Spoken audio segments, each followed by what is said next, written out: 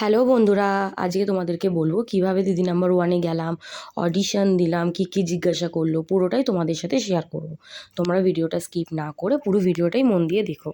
কি ড্রেস পরে যাবো ওটা বার করে নিলাম, তারপর হালকা একটু টাচ আপ করে নিলাম, গরমের মধ্যে যাতে মেকআপ গলে না যায় তাই অল্প করে একটু মেকআপ করে নিলাম। তারপর আমি আমার স্কুটি নিয়ে মানে চলযান নিয়ে বেরিয়ে পড়লাম।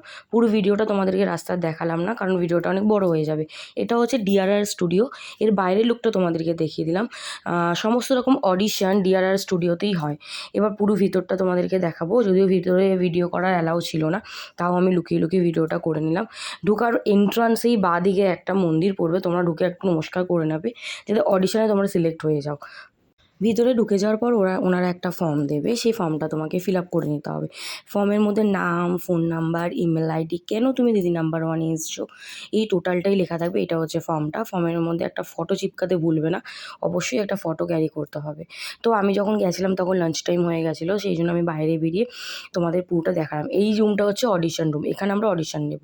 আর এটা দিদি নাম্বার ওয়ান টোটাল সেটটা।